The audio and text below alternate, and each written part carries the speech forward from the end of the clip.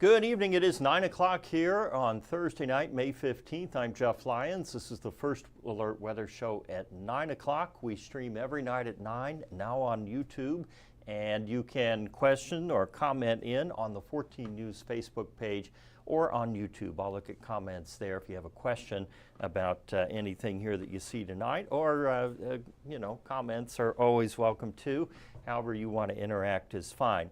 Well, obviously, we are in the last hours here of quiet weather before we get into a big day Friday with multiple rounds of severe storms possible and significant severe weather possible, especially during the afternoon and evening.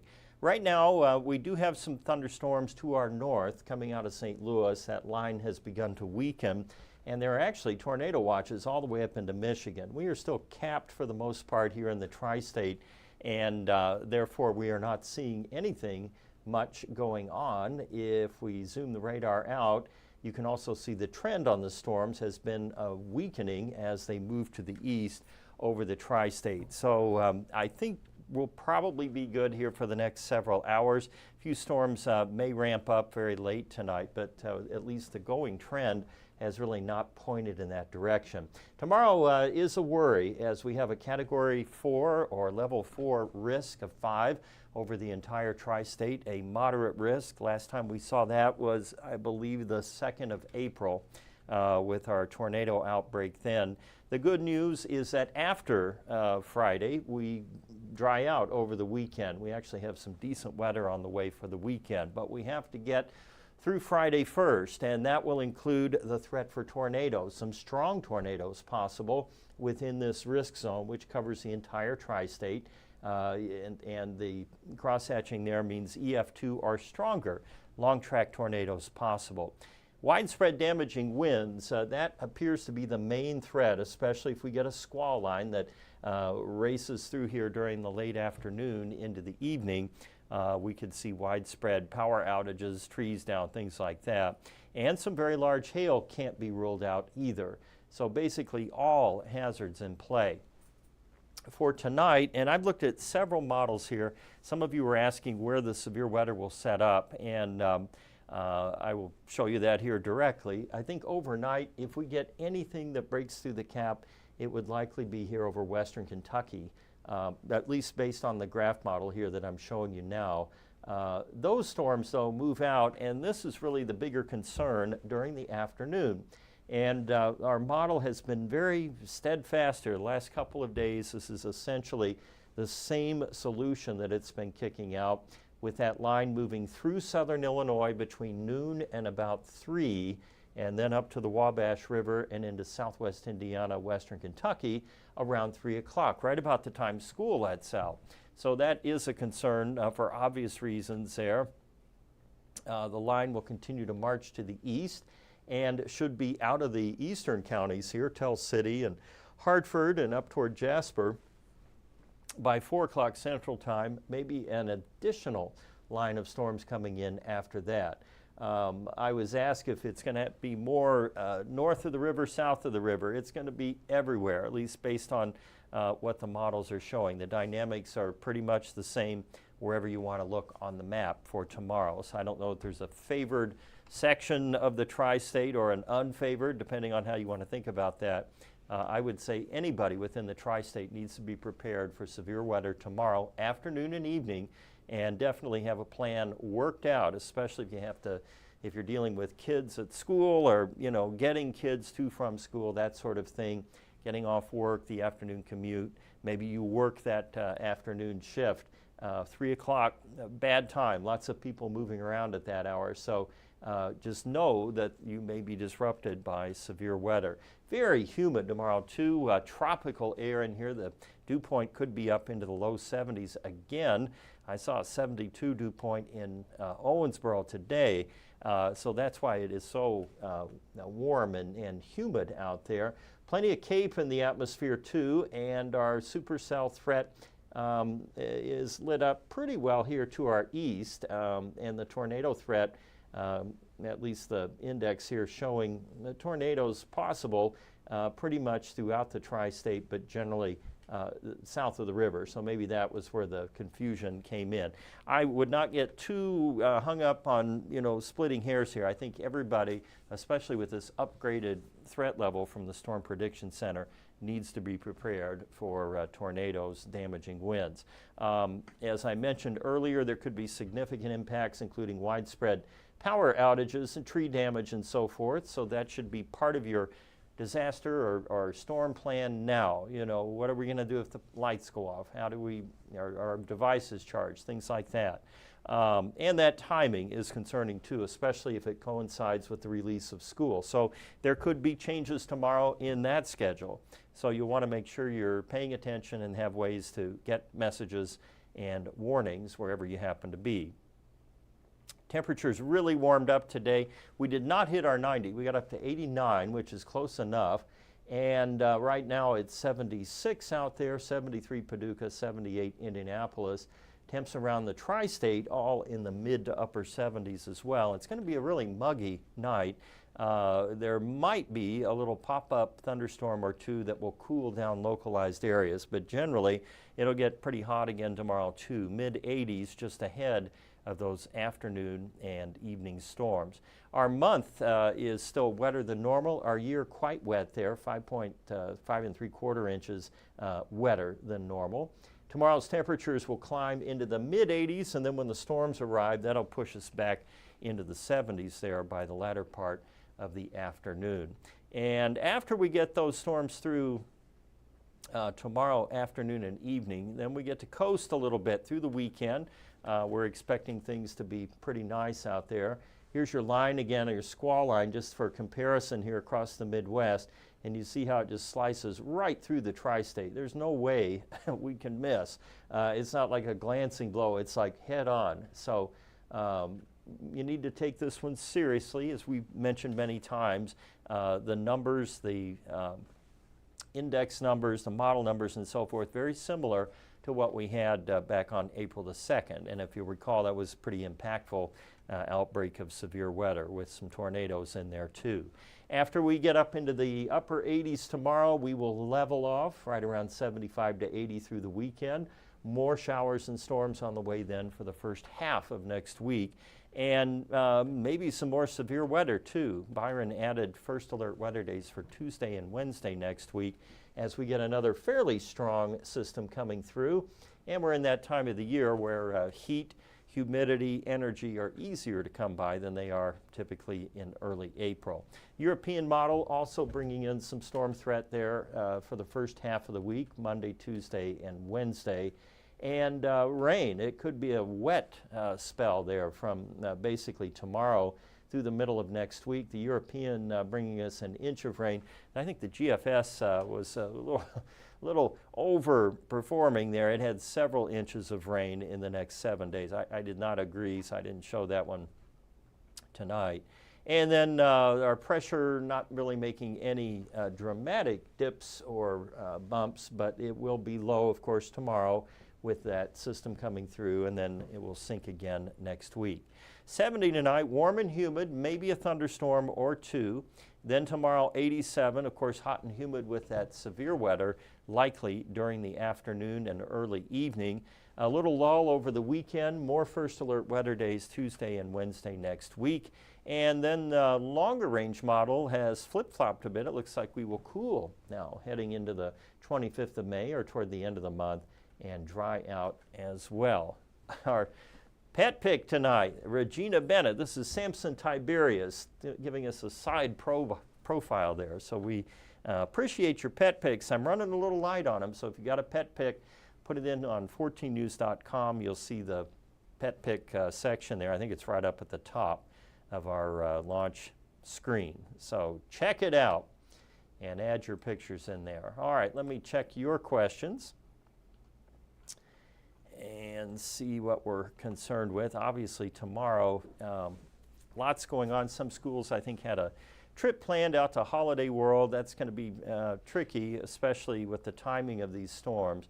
So like I said right off the top, be prepared for disruptions, changes in everything that is sort of planned tomorrow. All right, now I'm seeing your questions.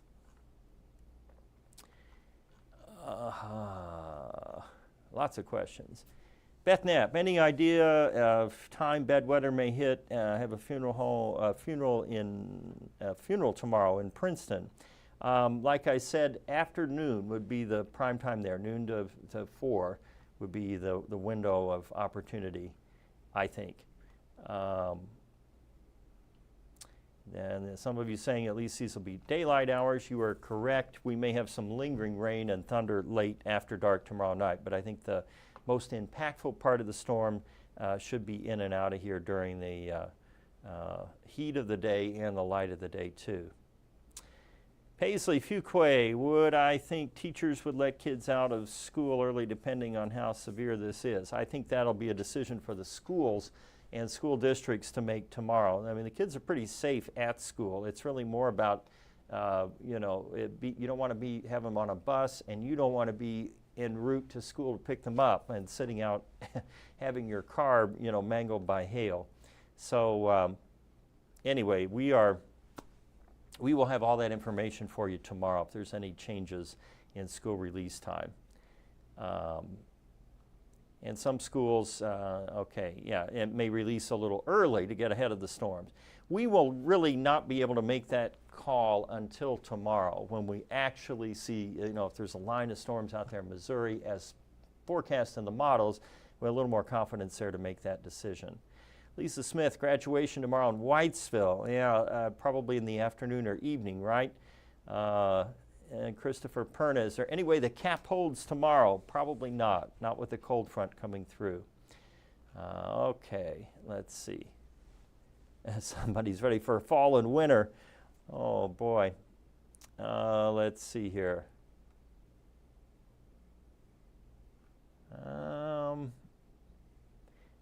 What time does first storm come through in the morning? Some of those early ones in the morning could arrive before sunrise, like 4 a.m. to 8 a.m.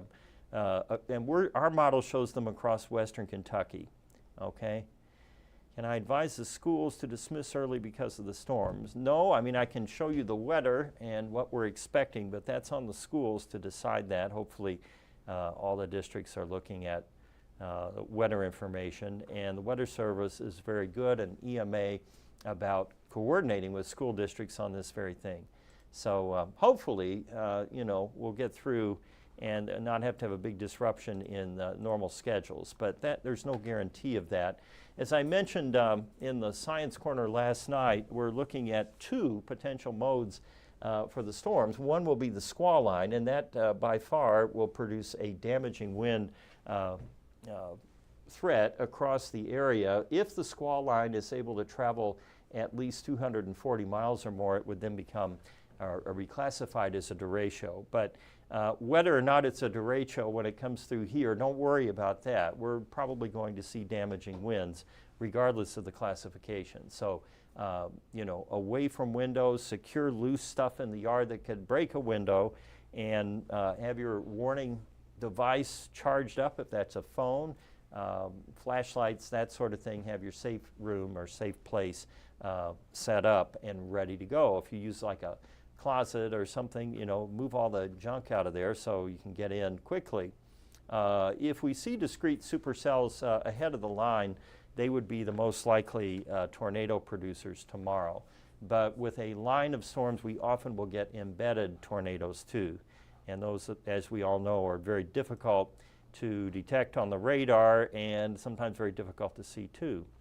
Kinley Wayman, do I think it is worse than last time? Well, there's no way to know that, but it's reasonable to think it'll be every bit as strong because after all, we are much warmer right now. We have a lot more dynamics there in the atmosphere and a lot more to work with for the storms. So I was asked to go through the timeline here again, so I'm going to run back to that and hopefully get to it. Here we go.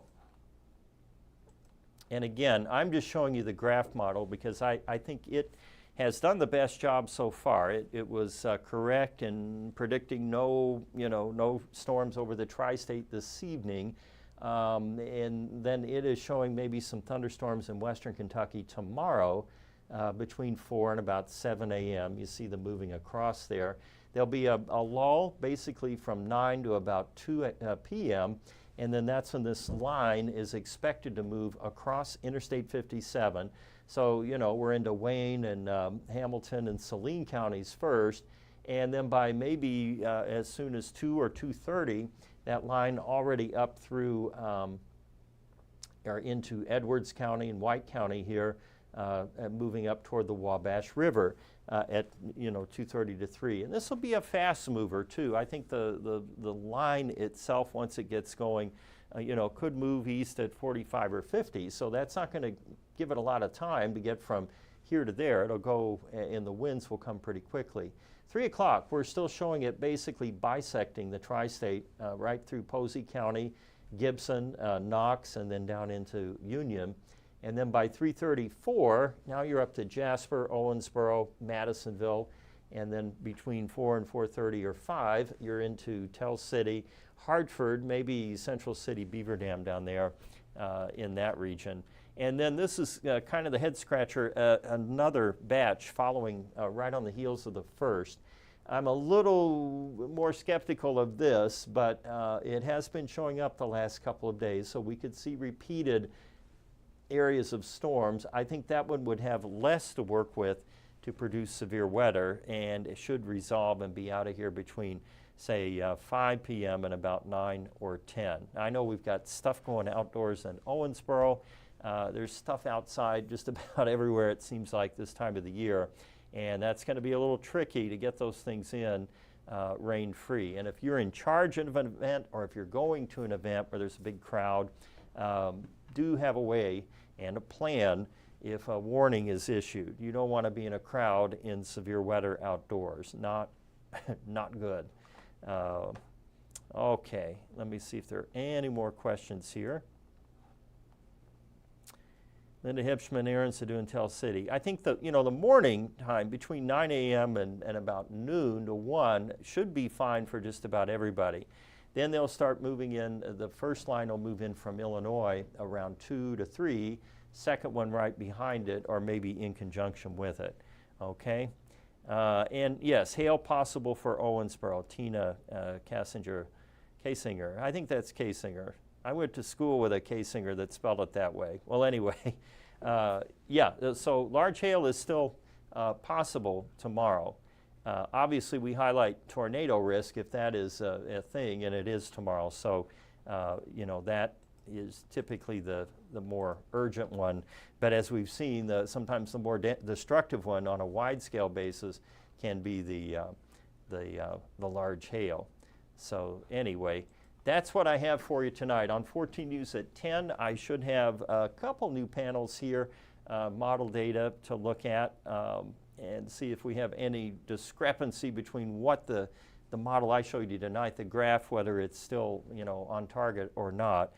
Michael Fecka will be in overnight. He's in for Byron Douglas tomorrow morning, and of course Arden Gregory in the morning. And I'll be back at some point during the morning into the afternoon. But we'll all have you covered. And in the meantime, your job is to make sure you're ready for severe weather, have your safe place cleaned out, ready to go. Have a way to get those warnings. Check in with us tomorrow. We should have a better idea on timing, risks, and location by then. Please stay safe. I'll see you tonight on 14 News at 10. Have a good night.